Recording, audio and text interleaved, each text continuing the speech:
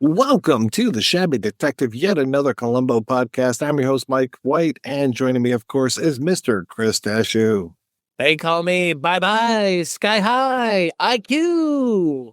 Murder case. The name of the episode just makes me laugh. It's a long name. Bye-Bye Sky High. So we didn't have a break, but Columbo had a little bit of a break. Old Fashioned Murder came out November 28th, 1976. This came out May 22nd, 1977. I think that was like right around the time that Star Wars was released, if memory serves. That might have been the 25th. Goddamn. Long time. A lot of things were happening behind the scenes over at Columbo. They were trying to get at least 2 more episodes after Old Fashioned Murder, but they just got the one. They have a new showrunner, I believe, at this point. Interesting choice of directors. Sam Wanamaker, who is mostly known for being an actor, but here he is directing. He's directed before. Actually was blacklisted and moved over to England when the blacklist was happening. Worked a lot with the Globe Theatre over there, did a lot of Shakespeare stuff. I'm wondering if maybe that's where Samantha Eggar comes into this episode. They might have worked together over there. She's, as British as they come. Theodore Bikel as Oliver Brandt, Austrian actor, but he's gotten around quite a bit. I think somewhere around this time is when he was Meyer in Darker Than Amber, the one that stars Rod Taylor. Yeah, I thought he did a great job as Meyer, aboard the, what was it, the Keens was the book next door to Travis McGee's boat parked there. Anyway, The Busted Flush. Jesus, why aren't we watching all of the movies that were based on John D. MacDonald books? Oh, because there's only fucking 2. But there was that one that was going to be with Johnny Depp. Don't forget, Johnny Depp was going to do one for like a million years. Leo DiCaprio at one point. It was Chrissy B. Robert Downey Jr. Oh, RDJ, but Chrissy B was also in there. Christian Bale was also in there as well. Yeah, man. Imagine Christian Bale as Travis McGee. No, thank you.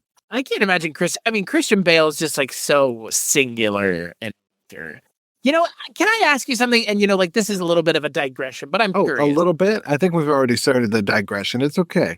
Who would you have play Columbo if Columbo were to be brought back? Oh, Mark Ruffalo. Okay, cool. Oh, yeah.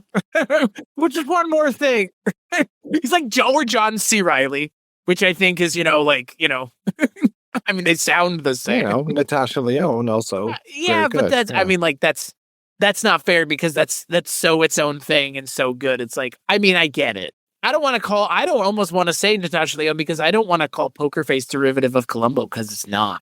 No, it's far so from good. it. It's really good. Yeah, it's so good. Like, honestly, I kind of wish we could cover Poker Face in a way. I mean, we could always do that. I mean, it's funny because I think some of the people that do Columbo podcasts beside ours, because there are a lot, I think some of those guys are doing Poker Face, which is funny. I mean, it makes sense. But meanwhile, we're stuck all the way back here, season 6, episode 3, the final episode of season 6. And just so you know, Chris, this is the episode that inspired me to do this entire show because I was listening to a podcast about this episode. And there's the moment when the character Susie comes over, when there's one of the accountants who's at a singles club, and Susie comes up and she goes, "Hi, I'm Susie. Hi, Susie. I've tried Esalen, Primal, Scream, Pyramid Power, Synanon, a Black Mass in San Francisco, Open Marriage, Est, TATM, I'm okay, you're okay, and I'm still a target." The guys who were hosting that podcast had no fucking idea what she was talking about. They had no idea what self-help back in the 1970s was like, this whole quest for spiritualism and all this kind of stuff. And when I heard that, I was just like, fuck these guys. I need to be talking about Columbo. Oh, wow.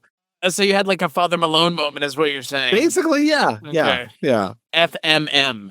Where it's like, this pushed me to the brink where I'm just like, I must do something about this now.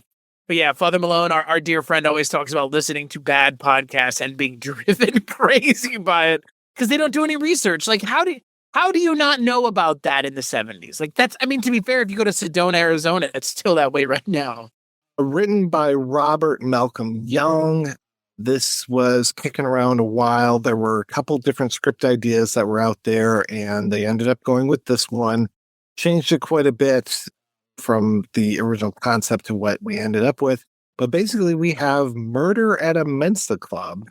And I have to say, I was really studying how this episode is shot when I was rewatching it the other day. This episode is shot like a horror movie or a lot of the time, especially with the stuff around the Sky High I.Q club, what they call it, the Sigma club here. Not Mensa, but Sigma.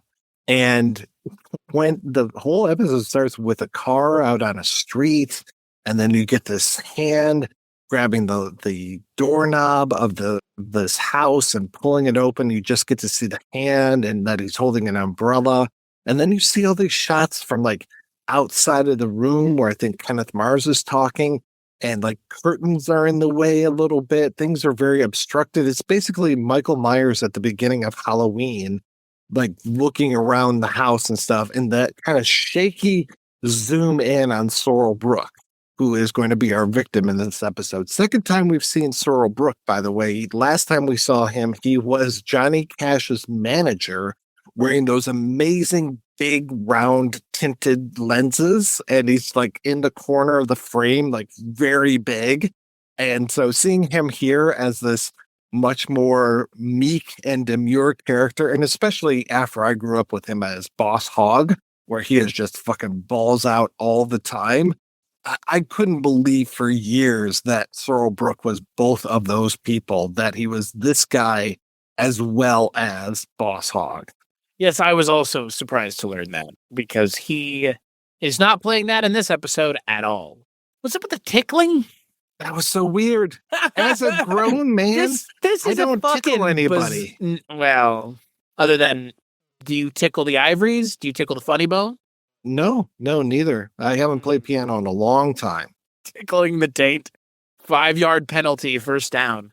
I don't get it. It's so bizarre. Like, he just starts going at him, and I'm like, what is he going to start choking him? It's like, no, it's just like this in a really homo-erotic way. Like, you're putting your hands on another man. I'm not saying that don't, but like, I'm just saying, like, I don't get the optics of it. Like, it's such a specific thing to do that I don't understand why they did it, because there are all these other things you could do that they didn't do, that they did this instead.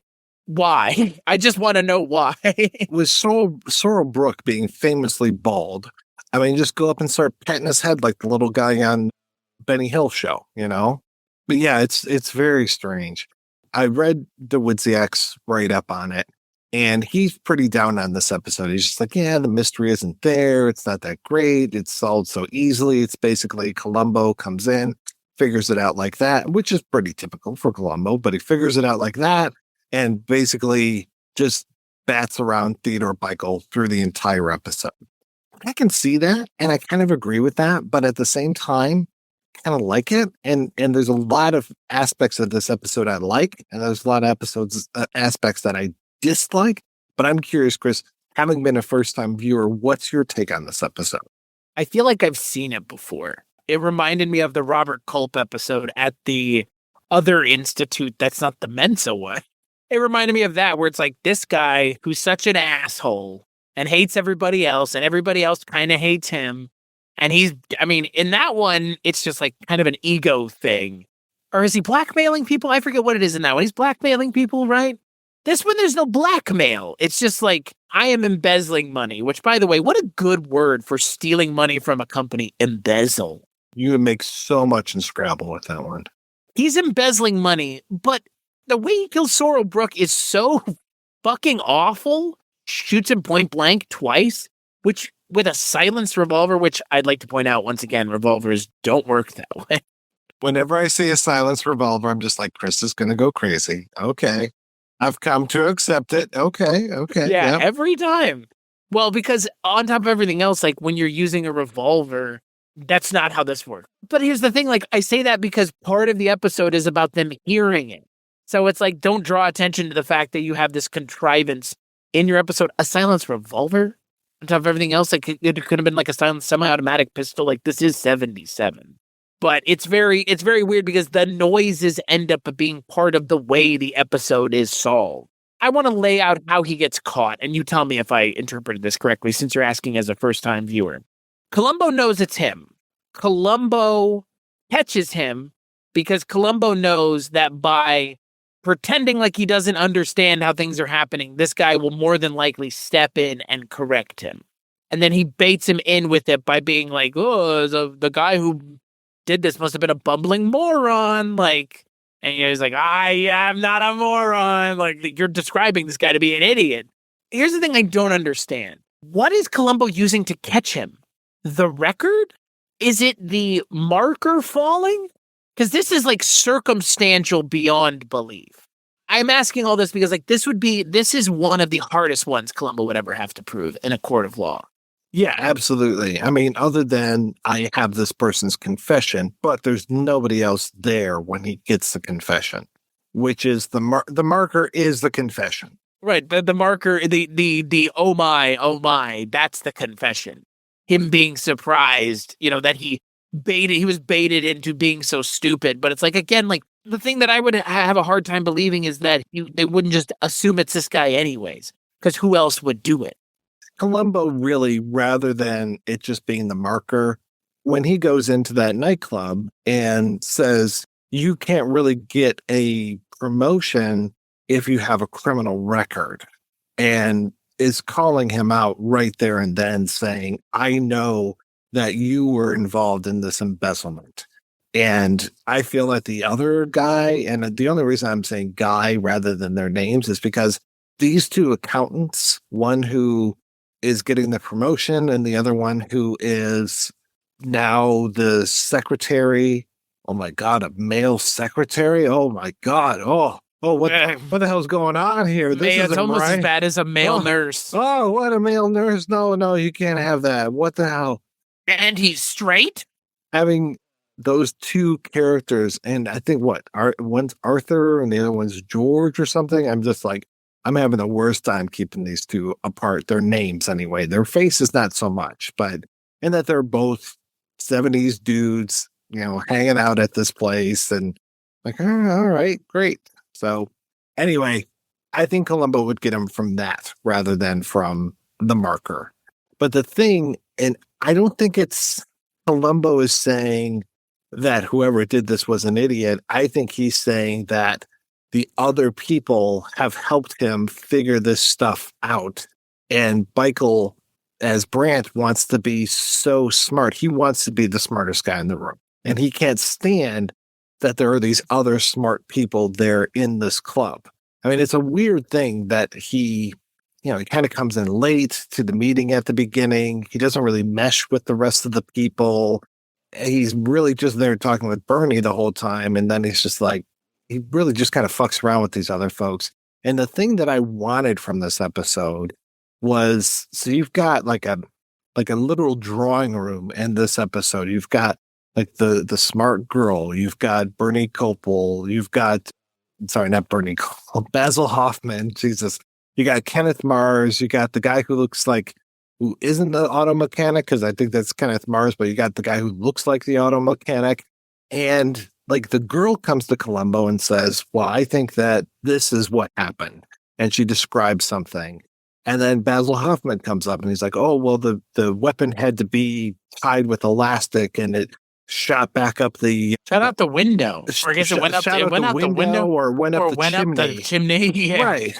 But then like they're actually close with this stuff. And so what I was hoping was that Columbo is the one that puts it all together, but I wanted all of these other geniuses that are hanging out at this club to all bring a piece to Columbo and for him to bring the whole thing together and be like, each one of you, like maybe to them or just to us as the audience, like each one of you can think of one part of the solution, but it's really Columbo who's the smart one that brings it all together, and that he's smarter than Bikel in this episode because he fucking is, and he knows that he is. And that's the thing I like about this episode more than anything else. And just even if it does have a weak mystery and everything, I just love this whole idea of how fucking smart Columbo is and that he's able to solve all of these puzzles and is able to solve the puzzle of the murder. And just his whole thing about, You know, sir, it's a funny thing. All my life, I kept running into smart people. I don't just mean smart like you and the people in this house. You know what I mean. In school, there were lots of smarter kids. And when I first joined the force, sir, they had some very clever people there. And I could tell right away that it wasn't going to be easy making detectives as long as they were around. But I figured if I worked harder than they did, put in more time, read the books, kept my eyes open, maybe I could make it happen. And I did. And I really love my work, sir. I can tell you do. If there's one thing I learned, Lieutenant, it's that we all have a cross to bear, including those of us who seem most fortunate. I love hearing like just a tiny little glimpse into Columbo's psyche and his reasoning and just how fucking smart he is. I agree with you. I mean, Columbo is so shut off constantly. Like he is, again, he seems like an alien in a lot of ways. He and Arthur Dietrich would get along really well. Don't you like how the one actor looks either like William Finley or Arthur Basil Dietrich? Hoffman. Yes, yeah. Depending on the angle. But he definitely looks almost like, he looks very William Finley adjacent. And I was just so sad. So Kenneth Mars is the guy with the pipe, and he's there at the opening meeting, and he's talking about how I think he's an auto mechanic or something. And he's just so happy to have people kind of like at his level to talk with. Kenneth Mars is fucking amazing. I love that guy. I think he's such a great actor. And he was the guy, if the audience doesn't know who Kenneth Mars is by name, think of the gentleman who wrote the play Springtime for Hitler that was produced by the self-named producers. Think of the guy in Young Frankenstein the one with the amazingly thick German accent with the fake arm that had been ripped off by the previous Frankenstein monster. That's Kenneth Mars. And I was just like, oh yeah, I'm here for it. I'm here for it. But he's barely in the episode, and he really doesn't interact with Columbo at all. And I just wanted that interaction between those two actors. Yeah, no, we don't get enough Kenneth Mars. We get enough Theodore Bikel, though. Yeah, I'm glad that I like him so much. And he's very compelling to me. I like some of those moments like him with that ice cream cone, and he's trying to get rid of some of the evidence. And I just thought for sure, like, Columbo was going to be like, oh, sir, you dropped something. Or like that package that he was trying to hide would come back later on, because you get to see the whole montage of, I put it in the garbage can. Now they're picking it up. Now they're tipping it into the truck, and now the truck is like crushing it or whatever. It's like you get to see like all of those things, and each time you cut back to him and he's just a little bit more relieved, a little bit more relieved. And I'm just waiting for Columbo to like pull that stuff out and be like, by the way, you dropped this, sir. You might drop your need gun. This. Yes, yeah, you might need this gun. I do also like how, and it's a sight gag. I know it's not meant to be funny, but where Sorrel Brooks' body was on those stairs, having the body tape, chalk outline thing. Yeah. It reminded me of like a Naked Gun gag where the body line is floating in the water. Well, how weird is it when Columbo comes in 2 seconds later that it's all the smoke from a cigar as he walks in? I'm like, well, who directed this? Patrick McGowan? Come on, what's going on here? Is he in this enough?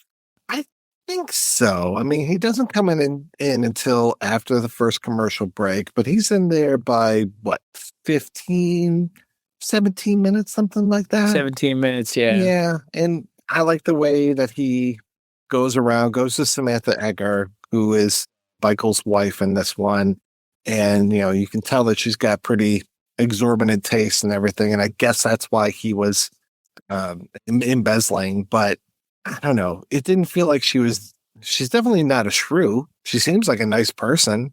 I kind of Yeah. would have liked her to have been worse or something, or somebody who just expects the high life, and like maybe Bikel had never, like, he didn't come from money and he scraped his way up, and maybe he's got like more of a tragic backstory. As it is, I don't find there's not very much to like about Bikel as this character. He just seems like he's a criminal and he's trying to cover up stuff, but that's about it. Like, I don't get a whole lot of like, oh, I care about this person. Like the last few villains we've cared about more, I feel anyway. Well, that's what I was gonna say. Like, I just don't feel that like interested in his performance. Like, he just doesn't jump off the page. He was like the fourth choice too for this role. I can't remember who the other three were, but they went to a lot of other people before they landed on him. Yeah, because this episode's not that engaging. It's just not that interesting. Like, it is a locked room mystery, which is fine. There's nothing wrong with that. It's just, this isn't particularly compelling, and I don't want to be down on the episode, but I did not enjoy this episode as much as I think this episode wanted me to enjoy it. Like you mentioned, there are some weird things about this episode, like how much goddamn smoke Columbo cigar makes. It is absurd. Like, what is it? What do you just have, like a hose in your jacket pocket that you're just shooting smoke at? Like, it's an absurd amount of smoke. There are weird things in this episode. Early on in the episode, like, he opens the door and the woman's like, I know who did it. Then he closes the door on her, and then Columbo comes in. Like, there are weird things in this episode that don't make a lot of sense. Those weird things don't make up for how just, I don't know. Like, I feel like we've seen this before. And they don't, like, the Mensa of it all. Like, we've already dealt with people that have these giant egos, and like they're ego driven and they're like megomaniacal. Like, we've already seen that. I'm not even sure I would go as far as to say we haven't seen smart people at this point. Anyways, like, most of the people that we've seen that are committing murders are successful, so they're not dummies. Most of the time, they're being caught by someone who is, like, once again, written as and coded as essentially God tier. Like, Columbo is Deus ex machina. Like, that is, like, he's smarter than the script. It's like he has the script in his back pocket and he's like, I know you're the killer. I just have to get to that point. Like, that's the way Columbo's written as a character. I don't understand why they have such a, I don't know, like, this just feels so hodgepodge of other things we've seen before. Okay, here we go. So before it was Bikel, it was Peter Ustinov. Okay. Who wanted $20,000 plus expenses. NBC said yes, but Ustinov changed his mind and passed. The producer went to James Mason or Rex Harrison before they settled on Theodore Bikel. Now, that's from Koenig's book, Shooting Columbo, which is still, for my money, one of the best Columbo books that you can buy. And this one, he does talk about some of the other scripts that were out there. One was an Agatha Christie type playwright who they wanted Betty Davis to play. I think that'll come back when we talk about Ruth Gordon, a gourmet cook who will come back next season as Louis Jourdan, and a psychiatrist played by Hal Holbrook. Well, I don't know if we have another psychiatrist because we've already had two psychiatrists now. We had one of the original episodes was a psychiatrist, and then the George Hamilton character was kind of a psychiatrist as well. So Peter Ustinov, huh? That would have been interesting. This only had 22 days to shoot. And yeah, there's a lot of stuff about this new producer. Simmons was his name, and that he had worked with Falk before on Trials of O'Brien. Richard Allen Simmons, that is. Had worked with him on Trials of O'Brien, and yeah, I guess Falk trusted him. That was always the whole thing of who do you trust. We'll hear a lot more about him, but he really wanted to approach the character in a much different way, almost more of a McGowan way, and I'm just like, please, no, quit doing that. So I frankly don't remember a lot of season 7 episodes once we get there, but there are a few standouts for good and a few standouts for really bad again. Well, season 6 was definitely something. Not sure what, but it was something. I mean, that's the thing about this episode that is such a bummer, is because the episode is just kind of middle of the road and there's only 2 other episodes this season. And the first one was good because it was Shatner. Yeah, I don't know if we would have liked it as much if it had not been Shatner, but he just we would did not have. such a good job. Yeah. No, and that's the thing. Like, I feel like, imagine if it had been Peter Ustinov in this episode. Would it have worked better? I don't know. I mean, I can see Ustinov. This is a year before he plays Poirot. It would be 78. Well, he played Poirot many times. But I don't think he played Poirot before 78. Really? Okay. Because I don't think so. I'm pretty sure Wanamaker actually was in one of those with with him as an actor rather than as a director. Which one 78 is 78 is Death on the Nile. Okay, Wanamaker was in Voyage of the Damned, which one was that for 78? Death on the Nile. Death on the Nile. Okay. Which is the first one, and then he played him like on TV a bunch of times. Like maybe one other time in a movie, maybe. Yeah, well, yeah, I definitely remember Murder Under the Sun, which was probably my favorite of those Poirot mysteries. Maybe just because I saw it so many times as a kid, but I just remember really liking that one a lot. Yeah, so it's 2 movies and 3 movies and 3 TV shows. Evil Under the Sun, Appointment with Death, Murder on the Nile, and then 13 at Dinner, Dead Man's Folly, and Murder in 3 Acts, which is ironic that he would go and play Poirot on TV. I never even saw those other ones. Okay. Yeah, that's what I was saying. Like, it's a little... I think this would have worked better with Peter Ustinov because you could have, and yes, I know this is before he plays Poirot, but imagine if he had played him in this episode, and then we could look back on it and be like, it was Peter Falk and one of the Poirot characters opposite one another. It takes on a whole different kind of tone and texture than it does. And again, Theodore Bikel's fine, but that's about it. He's not given much to do. Like, the character doesn't jump off the page. He's very much an amalgamation of a bunch of other characters that we've seen. He doesn't have as big of a personality. He seems a little bit more put upon than some of the other characters. He seems more exhausted than the other characters. Like, he's just, he's not engaging or interesting. And that, I feel like, is a requirement for a villain in Columbo. Because they are effectively the main character. Columbo is the villain. So they need to be engaging and interesting, and they need to hook me in as the viewer. Like, I you know what I really think about often? Like that Donald Pleasance episode, Port in Any Storm. That's the best episode. Yeah. Donald Pleasance's character is a murderer, but you get it. Like, I get it. I'm like, yeah, I get it. Like, I don't agree with it. I don't like, and you know what? The Jose Ferreira episode too. That one where I'm like, I get it. Like, I get it. Like, I'm not agreeing with it, but like, you have gotten me there. As the screenwriter, our friend Richard always talks about, like, you are taking people with you. Like, you are telling them the story. You need to get them to that point. Like, I am on the journey with those episodes, and it gets me to that point, and I put my trust in the episode, and it is well rewarded. Sometimes with this show, that is not the case. This is one of those episodes where it just is not putting its best foot forward. And there's only 3 episodes this season. Like, what a bummer. Because, yeah, even just a minor change to the casting might have helped. I don't think it would have fixed everything, but it might have helped. And my God, Samantha Eggers is like, her French flips are just out of control. Out of control. Those French curls, or what's that called? It's what Hedwig has in The Angry Inch, isn't it? It's like the little it's the flip out. It's the flip out bangs. Yeah, this episode is so 70s it hurts.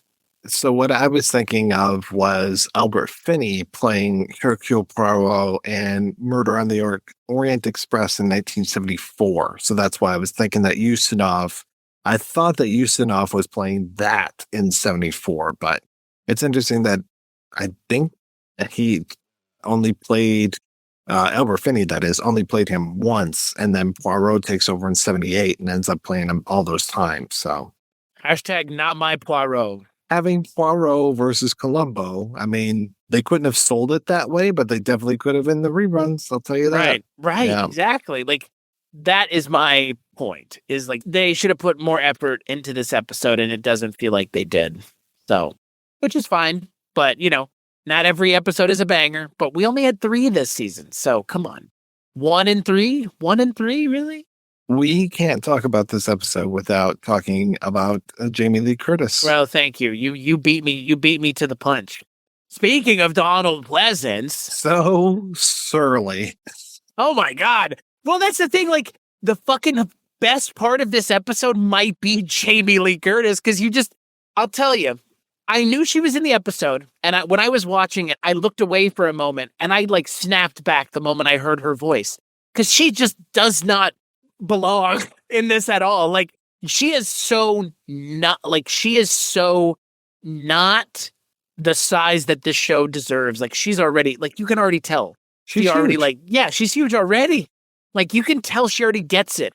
Like, the way she just interacts with Columbo and just like, fuck you. Like, I just loved her little bit in this episode is really good. It's just, you get why Jamie Lee Curtis is still in movies as recently as, like, what, a week ago with Freakier Friday? Jesus Christ, yeah. Yeah, literally. Like, still making movies, man. Like, still doing it. But yeah, she's so good in this episode. Makes a lot out of a little. Let's put it that way. I guess the kids call it headcanon. My headcanon is Janet Leigh calling up Peter Falk and be like, hey, Peter, I was in that episode last season.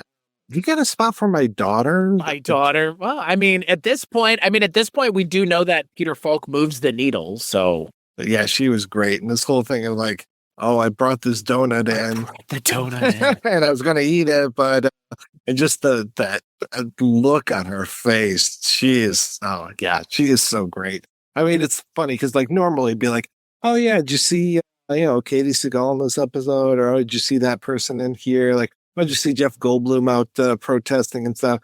Jamie Lee Curtis, yeah, she's got a couple lines, but Jesus fucking Christ, her lines are great. And just like the hand on the hip kind of thing, and looking at Falk, just like, you don't want to mess with this waitress. No, nonplussed. She is not having any of it. And I loved it. Jamie Lee Curtis was great. Like, it says it on Wikipedia that she's in this episode, but as a surly coffee shop waitress, but she is surly.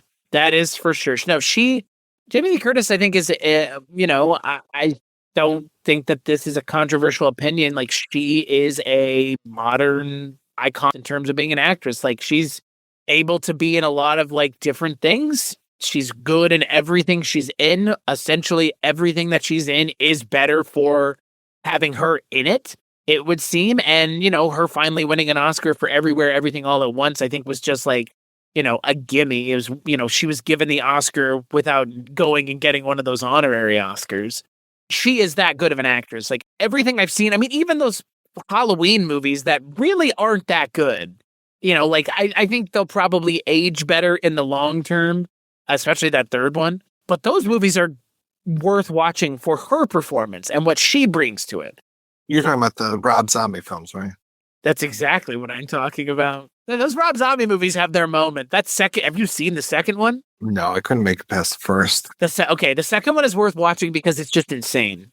It just goes previous canon out the window.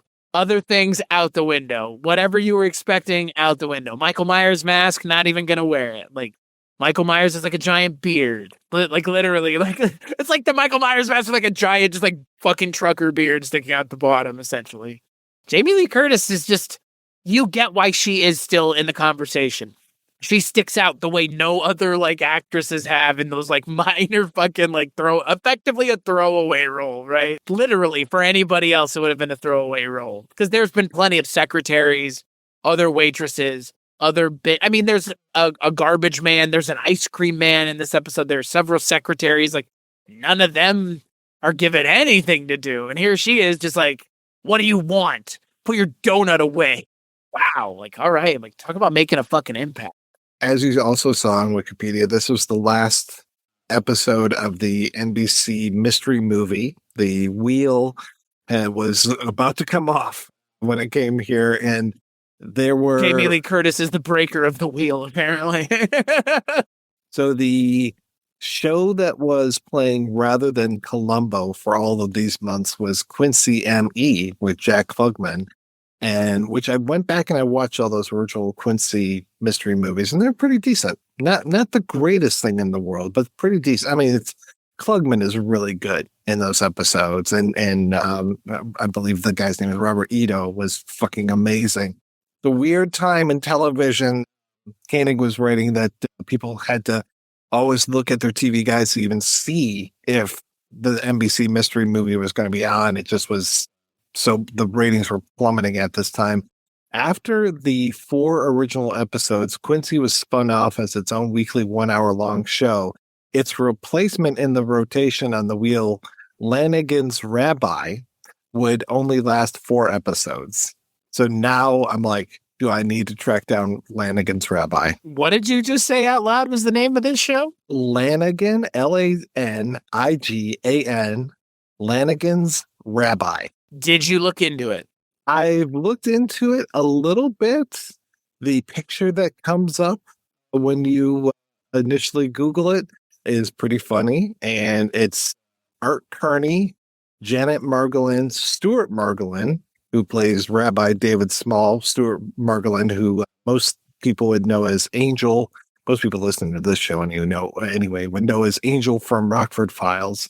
It looks bizarro. Oh, wait, is it a cop and a rabbi together? It's a police procedural series that aired on NBC from January 30th to April 24th.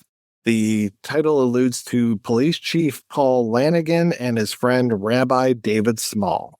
There we go. It's based on a series of novels by Harry Kemmelman. The series stars Art Carney as Police Chief Paul Lanigan, who fights crime in a small California town with the help of his best friend, Rabbi David Small, Stuart Margolin in the pilot, Bruce Solomon in the series.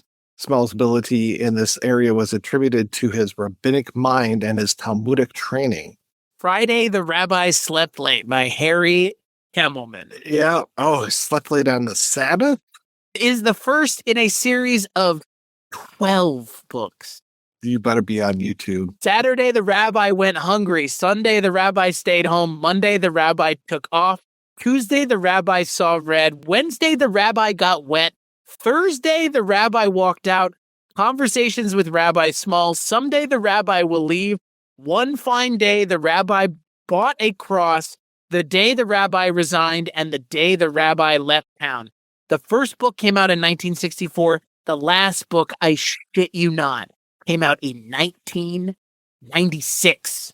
This whole subculture of Jewish police procedurals with rabbis that we didn't know about. Not only did I find the original episode, or at least an airing of it, it has all of the commercials. Oh my God, yes. In a strange turn of events, people in 2025 want to watch commercials. What a strange thing to say out loud. What are we doing in between season 6 and 7?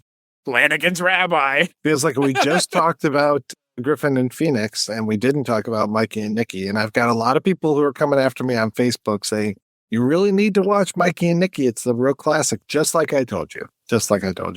We are going to do 2 Levinson and Link properties. We are going to talk about Charlie Cobb, Nice Night for Hanging.